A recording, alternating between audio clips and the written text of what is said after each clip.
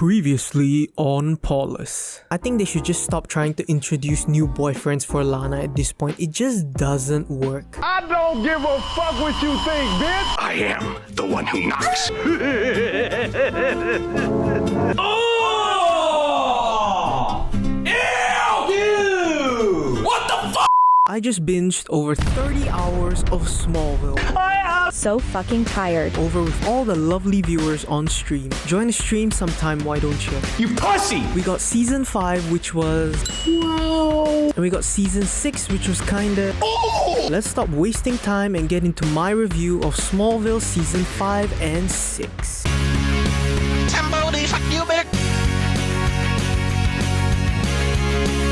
When we last left off in Season 4, a second meteor shower hits Smallville. Now in Season 5, it's all about this big bad guy called Zod, an evil Kryptonian who destroyed the planet Krypton and is now trying to be resurrected by Brainiac to take over Earth. So that's the macro story, but what else happens this season? Lana and Clark as a couple! Finally! Yes!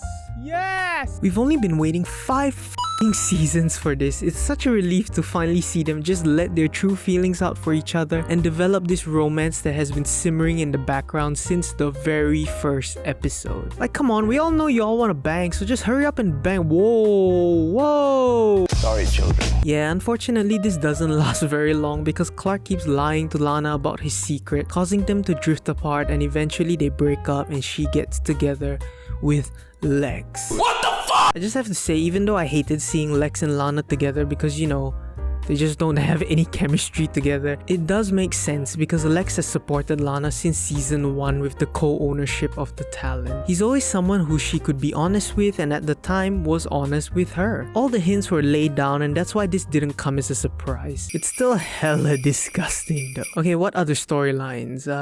Yes, there was an overarching mystery during this season as well. Jor-El warns that at some point, someone close to Clark will die. Who will it be? Who will it be? $1, $5, $10? Come on people, better up. You're gonna go home and win a big fat winner. Come on, get it up. It's Lana. Just kidding, it's Jonathan. No! And from this event going forward, we start to get really big shifts in all of the characters. Clark and Lana's relationship finally goes to shit. Lana goes through a real tough breakup because of it where she abuses drugs. Martha now has to grow into her own without her husband. Lex oddly gets a Christmas episode that really begins his journey to becoming evil. And he also starts a relationship with his little ho-ho-ho. Lionel becomes a simp and tries to get some Kent pudding. What a dog. He kills Jonathan and then tries to score his wife. Dude, you're such a dick. Penis. Lois is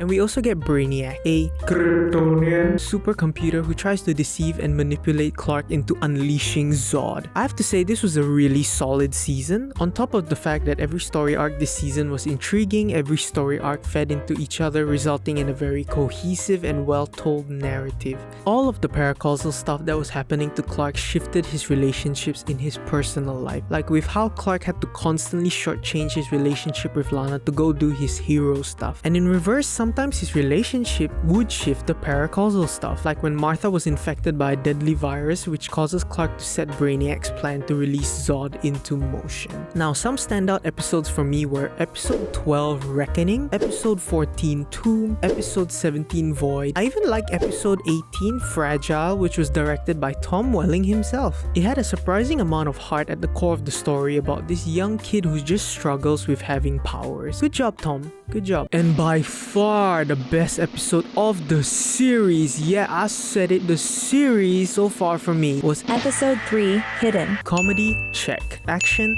check. Feels, check.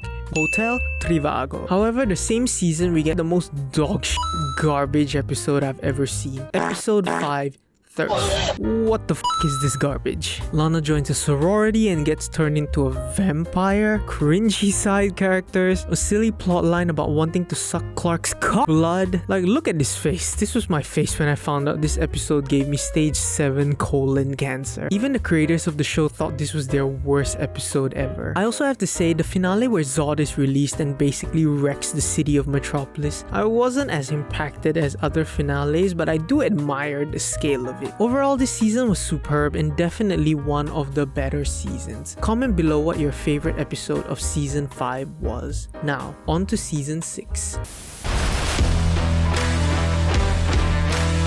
Season 6 continues the strides made by Season 5 with fun individual episodes, an intriguing overarching narrative, and great character introductions. Okay, so what happens in this season? After Clark defeats Zod, he now has to deal with renegade spirits who escape from a sort of space prison called the Phantom Zone. This Microsoft PowerPoint looking thing. Basically, they just have to hunt down these freaks and stop them. Pretty basic actually. In my opinion though, this overarching plot was not as strong as the previous season's foreshadowing of Zod. In Season 5, since the very beginning, it was already established that Zod, this big bad evil motherfucker, was looming over the horizon ready to wreak havoc. Here we kinda just get random freaks here and there week after week with not much connection to each other. The highlights for this season though are the smaller stories centered around the individual characters. Seriously, I cannot commend the show enough with how it so seamlessly integrates these new characters into the main cast, especially given their track record. Like this new character Jimmy Olsen is such a sweetheart and gives Chloe something else to do, literally and figuratively, besides being Clark's sidekick. We also get Oliver Queen, the charismatic playboy billionaire philanthropist who moonlights as the vigilante Green Arrow. Oliver was a great addition to the show because he is connected to 3 of our main characters in actually very interesting ways. To Lex, Green Arrow is the thorn in his side that's constantly f***ing up all his secret operations. To Lois, he's her love interest. And to Clark, he's both an ally and sort of a rival. You see, Oliver feels very strongly about doing good and making a difference in the world, and actually gets kinda annoyed with Clark that despite all his fantastic abilities, he only keeps to himself in Smallville where he could be saving countless people elsewhere. This sort of nudges Clark into further accepting his destiny of becoming Superman. In the romance department, we get Jimmy and Chloe, Lois and Oliver, and finally Lex and Lana.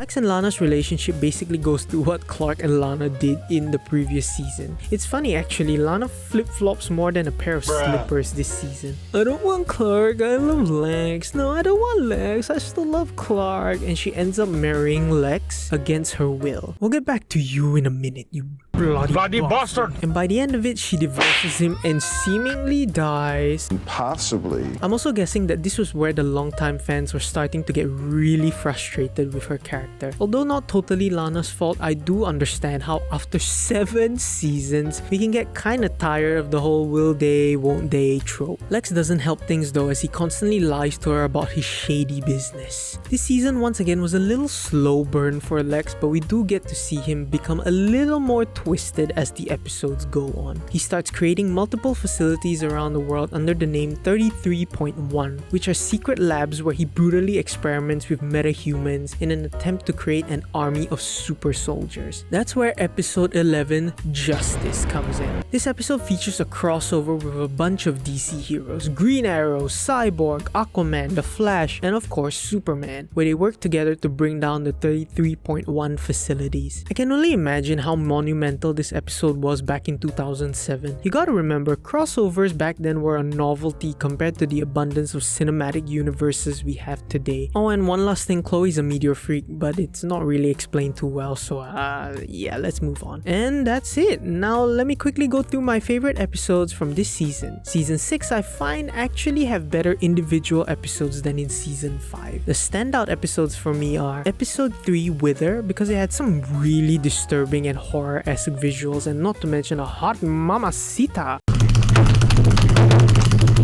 Episode 5, Reunion, for more of Lex's f***ed up past. Episode 11, Justice. Episode 17, Combat, for the blood-pumping fight scenes and the hilarious back and forth with Lois and Clark. Episode 20, Noir, for a charming and believable take on the 1930s gangster movie. And just look at that man.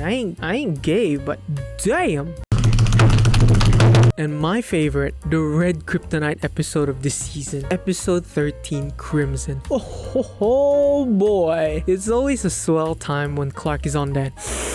He tells everyone off, even his own mother, gets hot and heavy with Lois, kicks Lex's ass, and even confesses to Lana his deepest feelings about her. Not to mention, this is assault, isn't it? Nevertheless, great fun episode this one. Now, my only gripes about this season are 2 things. Number 1, the finale brought us a villain that basically came out of nowhere. Throughout the season, we were just hunting down spirits that escaped from the Phantom Zone, but all of a sudden, literally in the last 5 minutes of the episode, this final spirit happens to steal Clark's DNA and become an evil replica of him. No build up, nothing. The audience, or at least I for that matter, didn't even know this was a possibility, which is why I feel so disconnected from it, because it seems like a last minute ass pull for the sake of a finale. So that's strike 1. Now strike 2, this guy. Literally what is going on with him? Ever since he and Clark switched bodies back in season 4, he's been flip-flopping as much as Lana has. He's good and then he's bad. Oh wait, he's good and then he's bad again? He saves Martha and protects Clark's secret. And then the next thing, he's leveraging that secret to force Lana to marry Lex. He's Jor-El's oracle one day, and then the next he's just no. What the fuck is this? What's so frustrating as well is that it feels like his ambiguity is just being used for plot convenience. We need a villain here. Oh, let's use Lionel. We need a good guy here. Oh wait, let's use Lionel. It felt really cheap and just left me confused as hell every time Lionel was on screen. That's my only 2 gripes for an otherwise good season. And with that, ladies and gentlemen, we close the book on season 6. I've really enjoyed these past 2 seasons, and I believe that the show has finally reached its high point. Here's to season 7 being amazing too, right guys? Right? Thanks everyone for watching. These videos take such a long time to make, so I'd appreciate that if you genuinely like the video, do smash the subscribe and like button. It goes a long way to helping my channel out. I'll see y'all soon for Smallville season 7 and 8. Bye everybody!